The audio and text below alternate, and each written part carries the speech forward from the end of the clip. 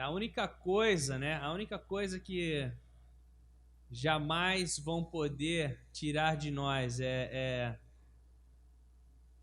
essa liberdade dentro dos nossos corações para adorar o Senhor. Eu lembro das cartas de Paulo que ele escrevia da prisão e nada tirava a alegria dele de poder dizer, como nós dissemos agora: eu te amo, Senhor, obrigado pelo teu perdão, obrigado pela tua obra em nossas vidas. Ele é um prisioneiro de Cristo. Glória a Deus por isso. Minha oração é que as nossas vidas realmente sejam vividas para a honra e glória do nosso Senhor e Salvador Jesus Cristo. Nós temos uma vida para viver e em breve ela passará. Em breve a nossa vida passará e somente aquilo que fazemos para o Senhor permanecerá.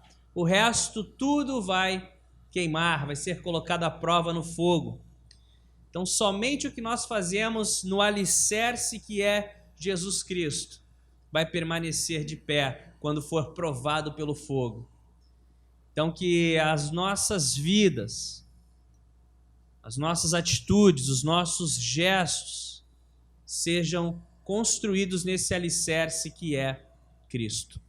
Vamos orar mais uma vez e essa manhã nós vamos falar sobre o arrebatamento da igreja, dando continuidade a essa série de estudos chamada Entendendo os Tempos. Mas antes de orar, eu gostaria de passar alguns anúncios. O primeiro deles é que na próxima sexta-feira, no dia 15, nós voltaremos com os nossos encontros pela internet através do Zoom.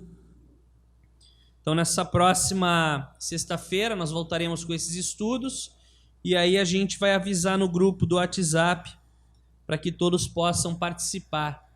Retornaremos também na próxima segunda-feira, sem ser essa outra, do dia 18, as atividades na Cidade de Deus.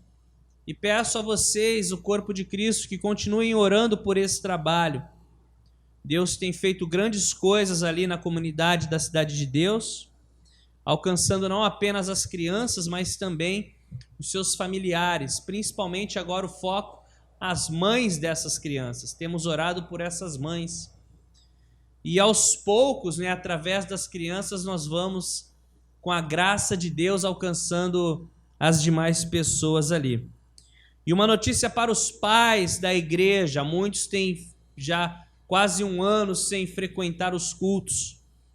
Nós vamos organizar o Ministério Infantil, limpar o Ministério Infantil, para que a partir de fevereiro, aqueles que se sentirem à vontade, queiram trazer os seus filhos, possam trazer para participar da reunião do Ministério Infantil. Vai ser muito importante, vai ser essencial, na verdade, a participação dos próprios pais, tá? Os pais é que serão os tios nesse momento. Então, estejam orando por isso também, para que possamos receber as crianças. A maioria já tem feito atividades fora de casa, frequentado escola, esportes, outras coisas. Então, eu acho que com os cuidados necessários nós podemos também reabrir o Ministério Infantil. Então essas são as notícias, as informações dessa semana, os anúncios. E agora sim, vamos orar. Senhor, mais uma vez eu peço que o Senhor use a minha vida essa manhã como um instrumento teu, como uma ferramenta tua. Fale aos nossos corações, Senhor, como foi orado, ó Deus, a fim de que o Senhor traga a santidade às nossas vidas, o Senhor traga um compromisso a cada um dos nossos corações com a tua obra e contigo, Senhor, e possamos entender um pouco mais dos tempos em que vivemos. Eu te peço em nome de Jesus. Amém.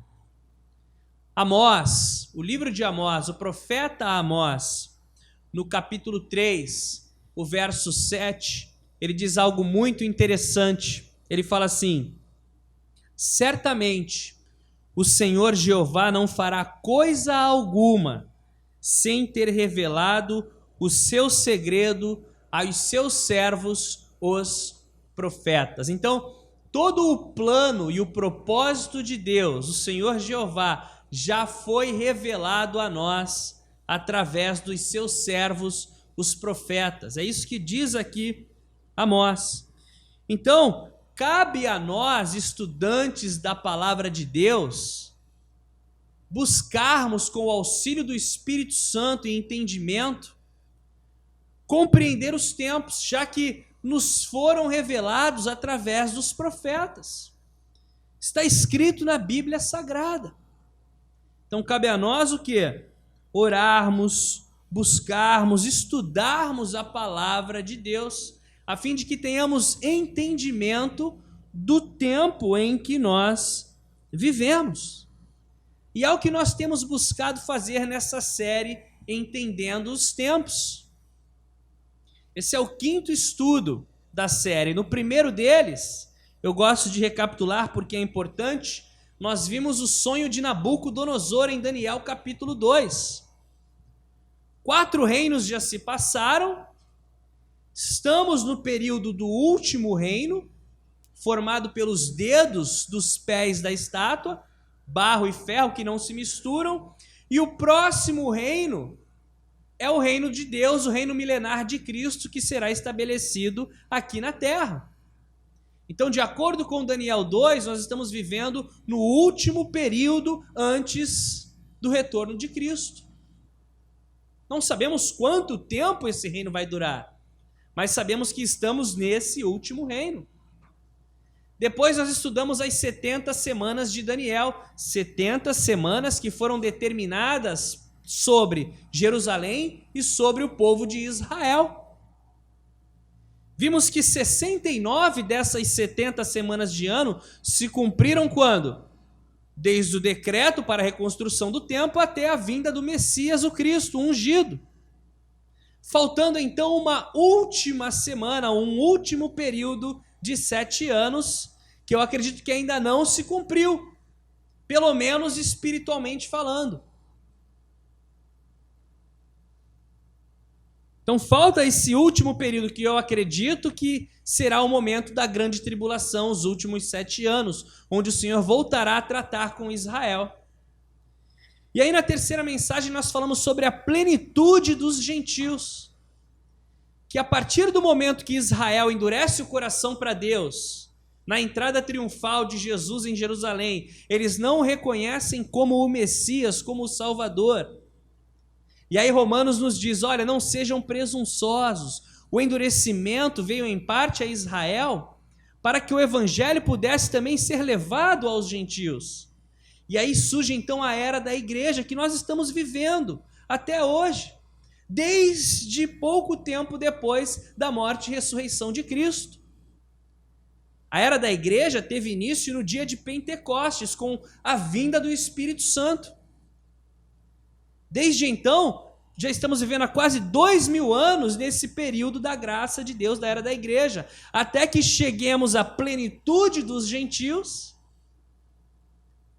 e o Senhor volte então a tratar com Israel, como fala lá em Romanos 11, 25 e 26, porque não quero, irmãos, que ignoreis este segredo, para que não presumais de vós mesmos que o endurecimento veio em parte sobre Israel, até que a plenitude dos gentios haja entrado, e assim todo Israel será salvo.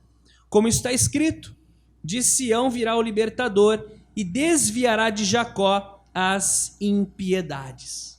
Então eu acredito que, e aí no último estudo nosso, nós falamos sobre os dias de Ezequiel, as profecias de Deus a respeito do renascimento da nação de Israel. Porque vocês se lembram que em 70 depois de Cristo, quando Jerusalém foi sitiada, incendiada, destruída, não sobraram pedras sobre pedras do templo, os judeus então foram espalhados pelo mundo. Mas recentemente, 72 anos atrás, eles voltaram a viver como uma nação, um milagre que o Senhor havia dito, eu os trarei de todas as partes do mundo de volta para a terra de Israel, como nós vimos no domingo passado. Ezequiel 36, o Senhor profetizando para aquela terra que era infértil, mas voltaria a produzir. Ezequiel 37, o vale dos ossos secos, aquele povo voltando à vida. E hoje eles estão em Israel, hoje eles são prósperos, mas ainda não receberam o coração de carne, ainda não se converteram a Cristo. E isso vai acontecer no final desse período da grande tribulação, com a segunda vinda de Cristo. Como Zacarias diz que quando os judeus virem Jesus de volta à terra, dirão: o que aconteceu com você? Onde você sofreu esses ferimentos? Ele vai dizer: foi na casa dos meus irmãos. E aí o povo vai se arrepender e lamentar porque não reconheceram o Messias quando ele veio. Então esse é o momento. E eu acredito que com a plenitude dos gentios, nós chegaremos a um momento chamado o arrebatamento da igreja. O momento em que o Senhor virá buscar a sua noiva, prometido pelo próprio Senhor Jesus. Quando esteve aqui em João capítulo 14, versos de 1 a 3, Jesus disse o quê? Versos muito lindos que nós gostamos de recitar e guardar no nosso coração e na nossa mente. Ele disse assim: não se turbe o vosso coração. Credes em Deus, crede também em mim. Na casa de meu pai há muitas moradas. Se não fosse assim, eu vos teria dito, pois vou preparar-vos lugar.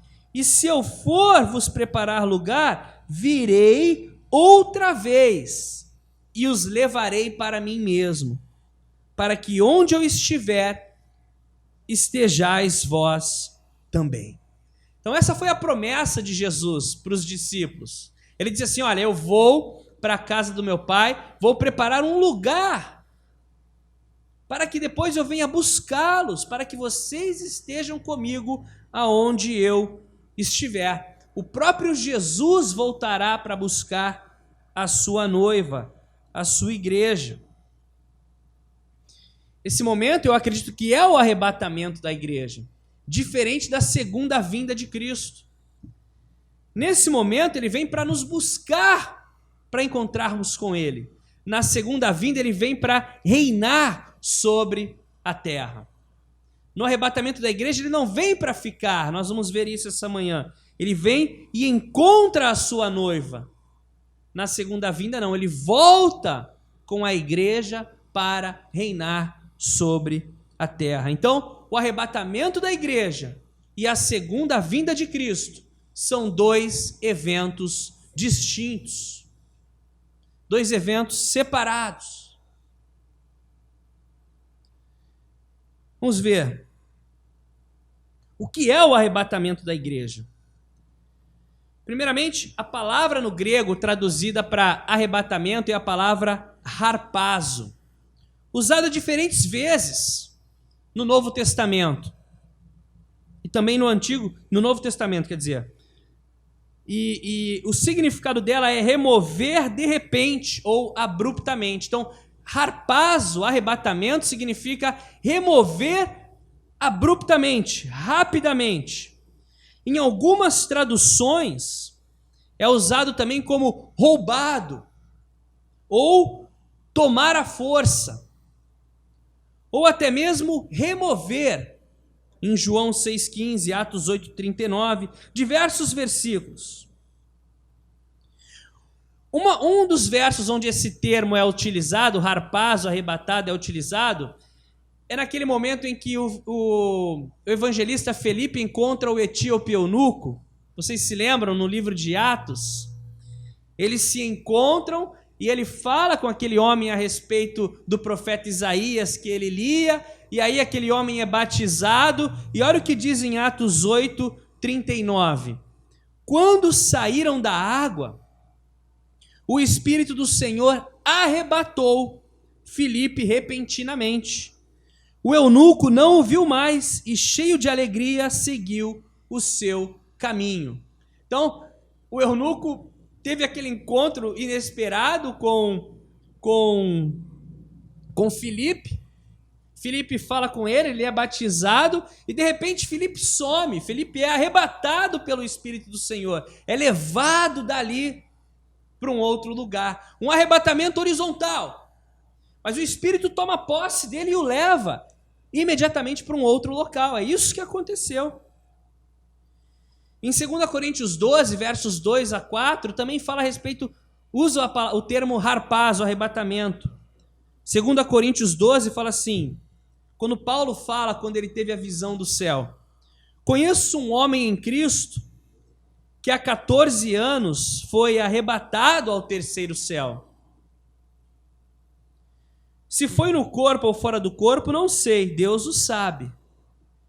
Eu sei que esse homem, no seu corpo ou fora dele, não sei, mas Deus o sabe, foi arrebatado ao paraíso e ouviu coisas indizíveis, coisas que ao homem não é permitido falar.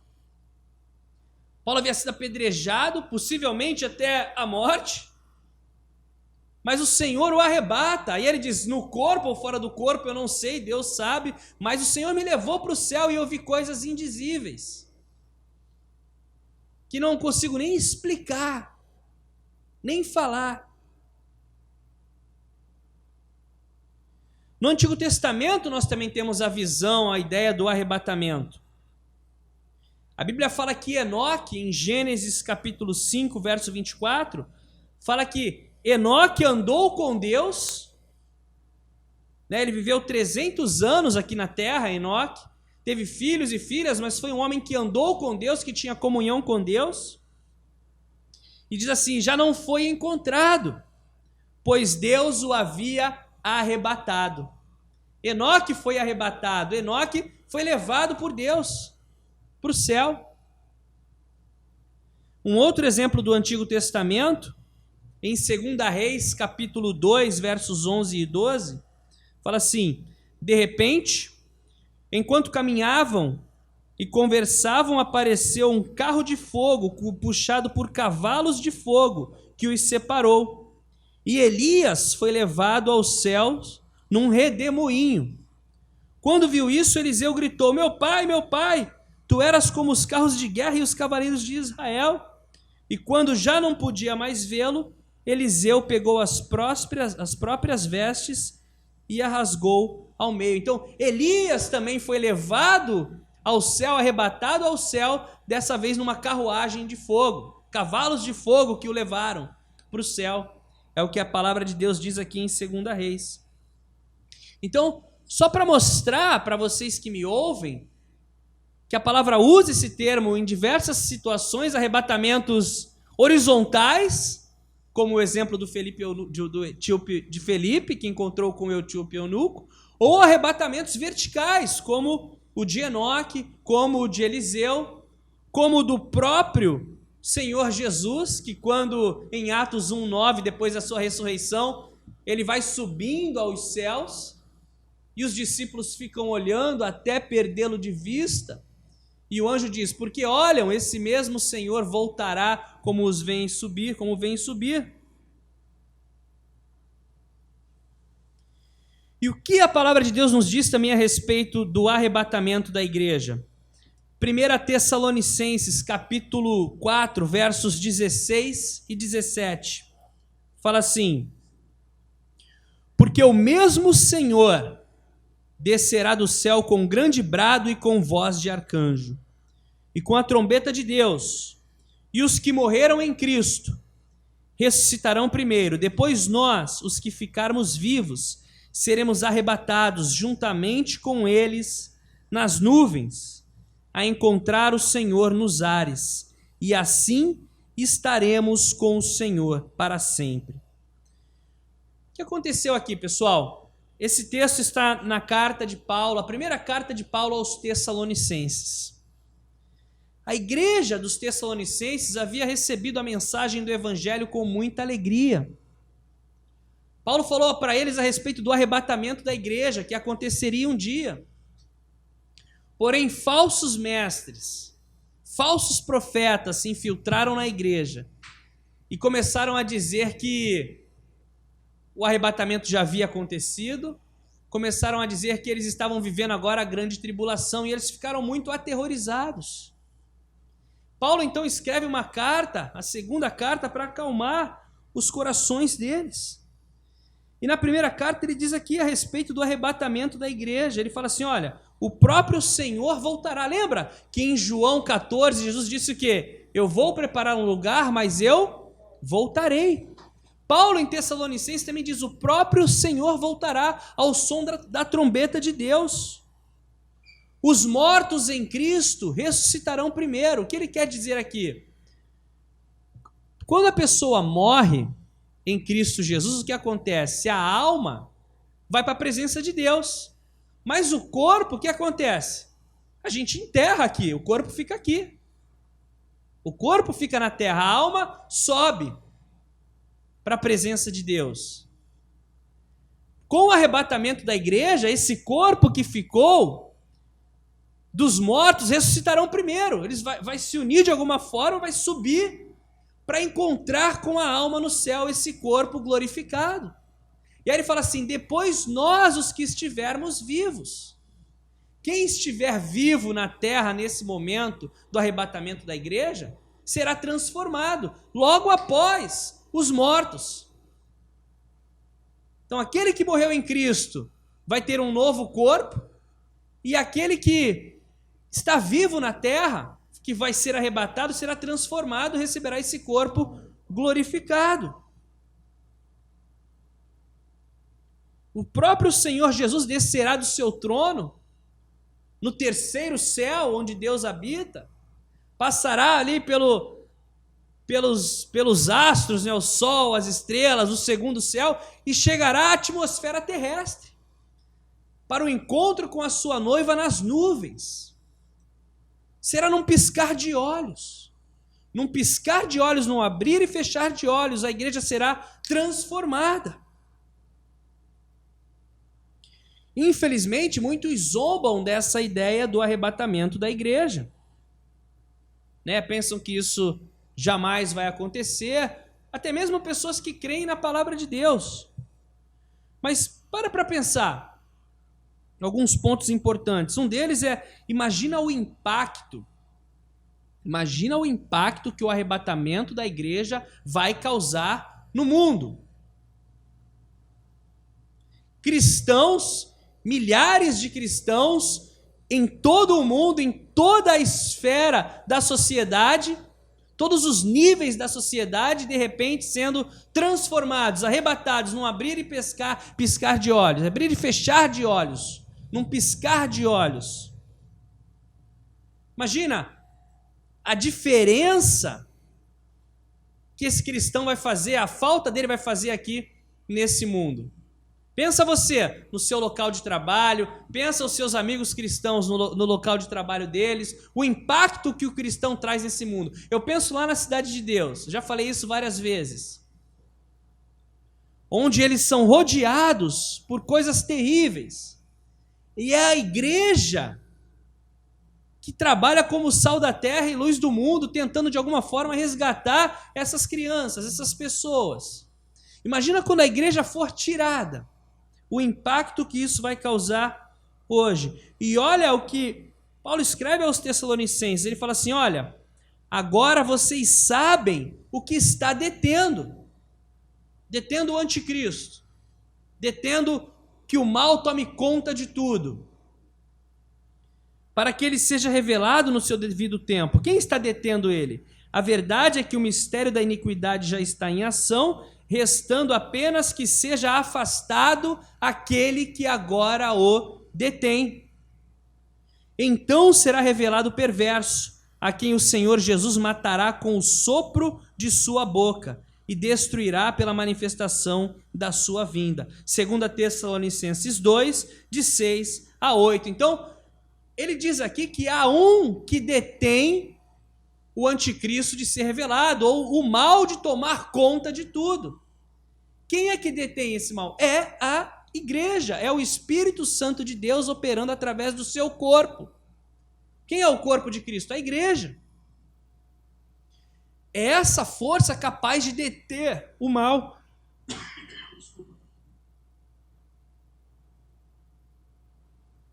quando essa força for retirada, quando a igreja for arrebatada, o mal vai tomar conta. Para pensar. Para pensar no papel que você tem na sociedade hoje. Como filho do Senhor, como igreja, como luz, como sal. São as nossas vidas, é o corpo de Cristo espalhado ao redor do mundo que tem lutado, que tem impedido que o mal domine tudo. E eu falo para você, nós já sentimos a pressão. Nós sentimos a pressão. Tenta ser sal da terra e luz do mundo. Tenta viver realmente para a honra e glória do Senhor, que você vai ver a pressão contra a sua vida. Porque esse espírito já está manifesto no mundo. Quando a igreja for tirada, não haverá ninguém que o impeça. E aí fala, e então será revelado o perverso.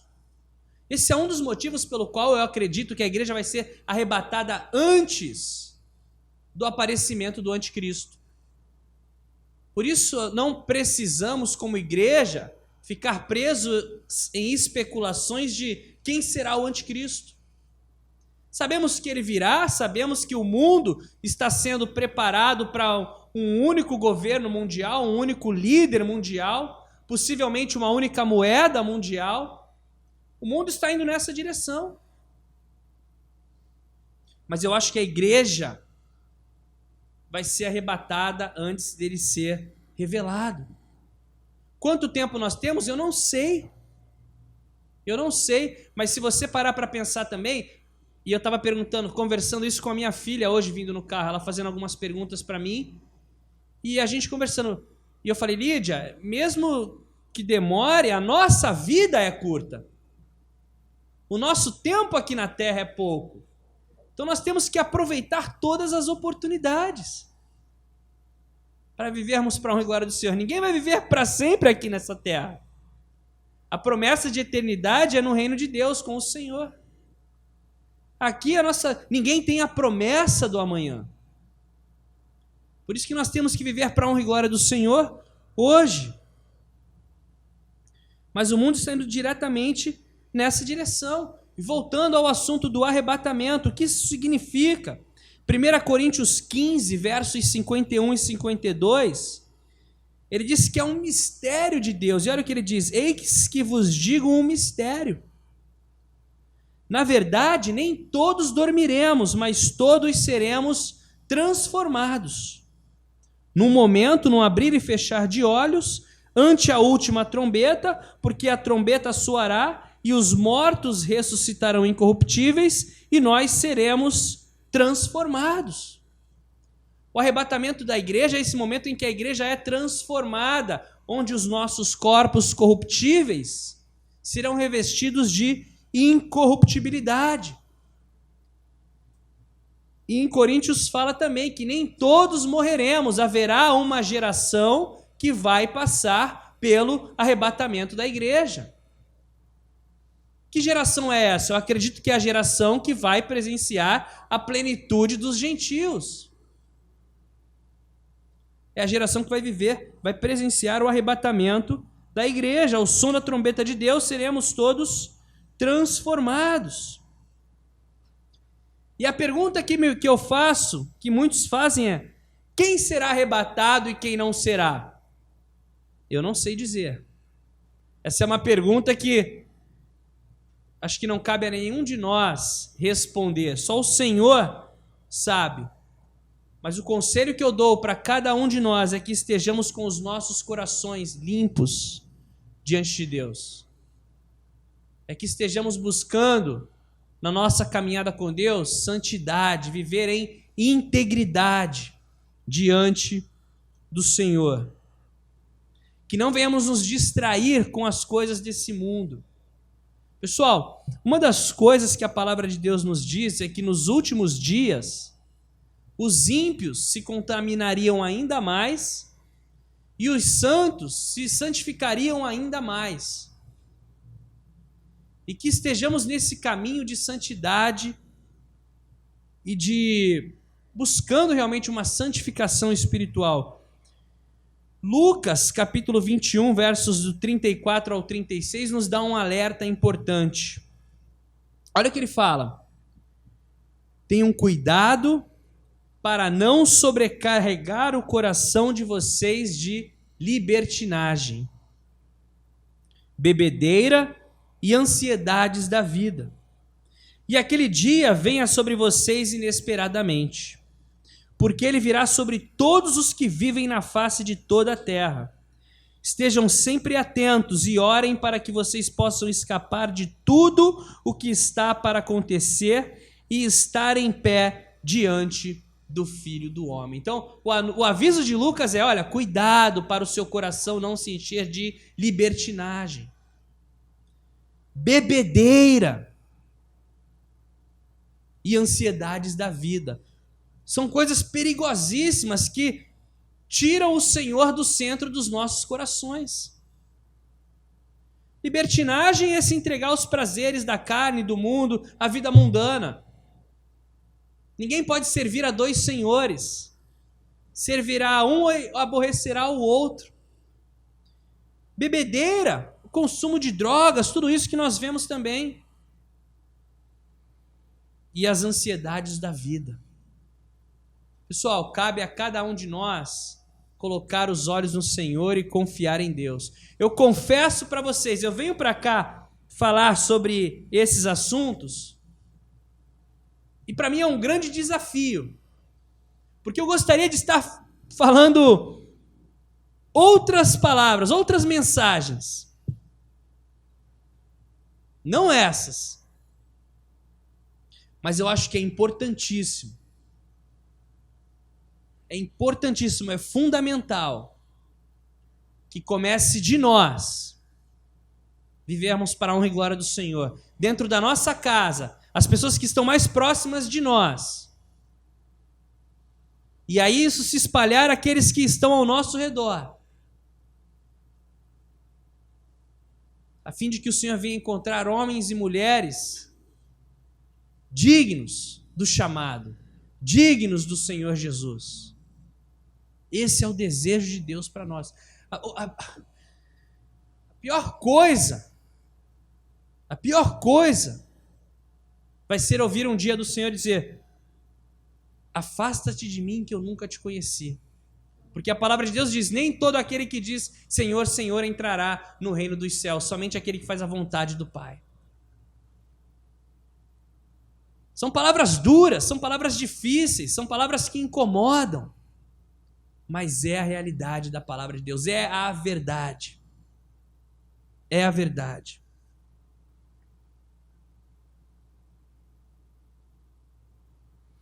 E concluindo, por que eu acredito num arrebatamento pré-tribulacional, que o arrebatamento vai acontecer antes da grande tribulação?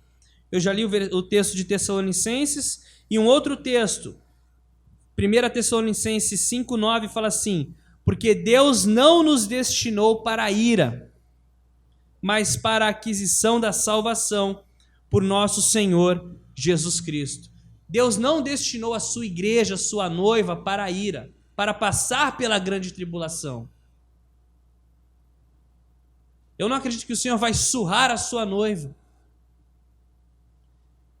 Se você acha que vai ser tranquila a grande tribulação, leia o livro de Apocalipse. A maneira que o Senhor vai poupar a sua noiva não é escondendo ela, é tirando ela da terra durante esses últimos 7 anos da grande tribulação. Serão terríveis a ira de Deus sobre esse mundo.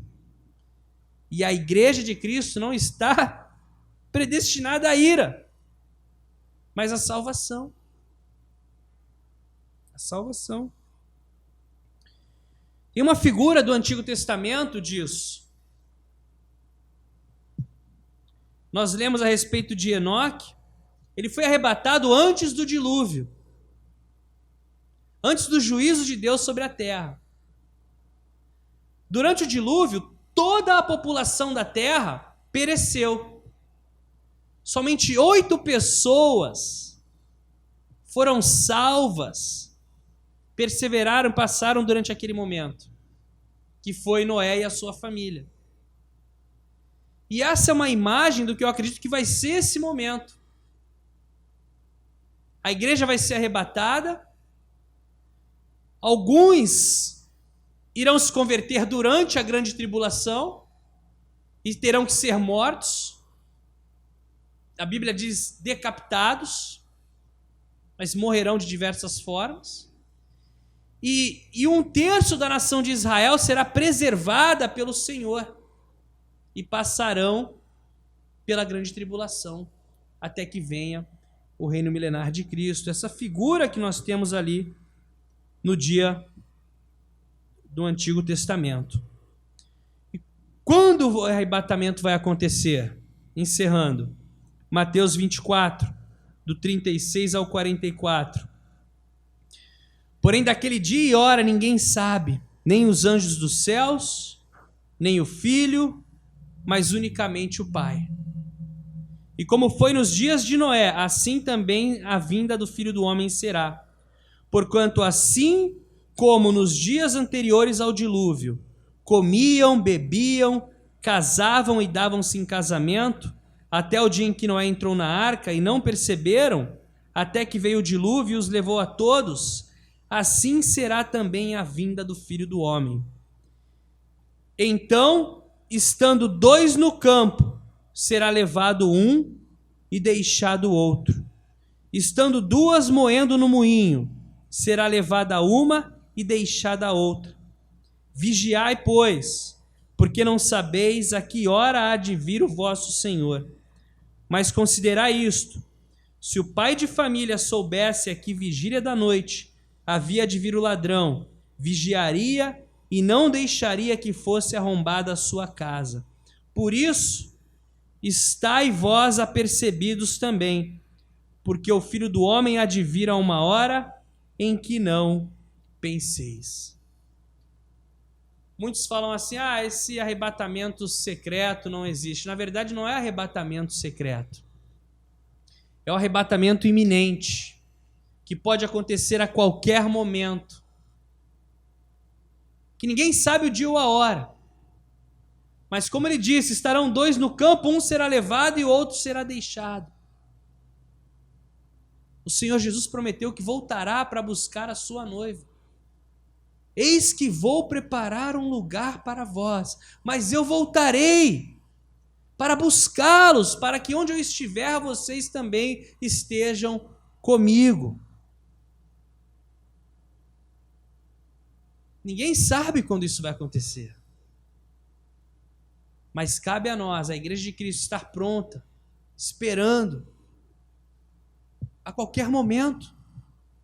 E eu queria encorajar vocês, e eu vou dizer que é um dilema pessoal que eu tenho vivido na minha casa, eu digo com a minha família.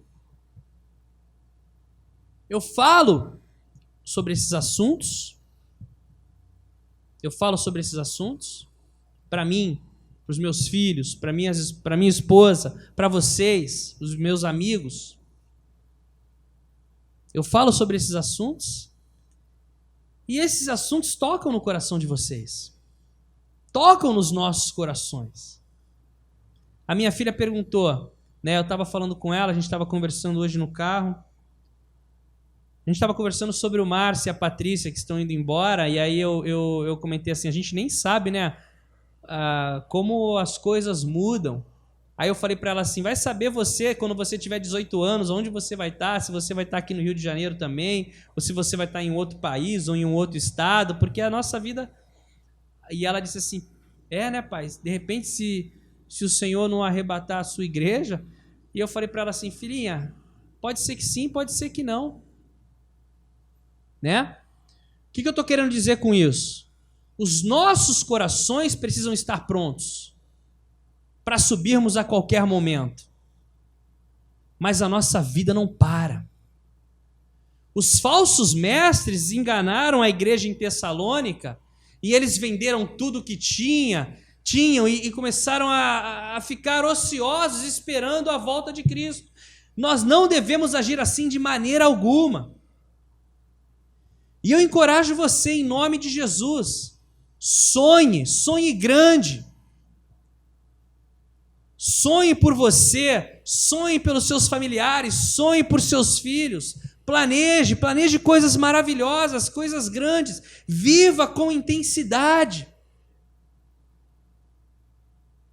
Pense daqui 20, daqui 30, daqui 40, daqui 50 anos, sonhe com os seus netos, mas ao mesmo tempo, que os nossos corações estejam livres e prontos diante de Deus, para que se o Senhor nos buscar amanhã, estejamos prontos. Essa é a realidade. Então estude, trabalhe, sonhe. Você que é solteiro e sonha com a sua família, com os seus filhos, sonhe com isso. Pais, planejem, sonhem que seus filhos façam uma faculdade, tenham um bom emprego, sejam boas pessoas.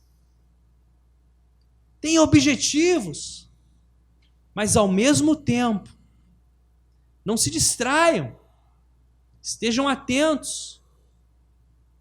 Se o Senhor vier nos buscar, amém, estamos prontos. Mas se não chegar, tudo bem, estamos vivendo a nossa vida para a honra e glória do Senhor Jesus.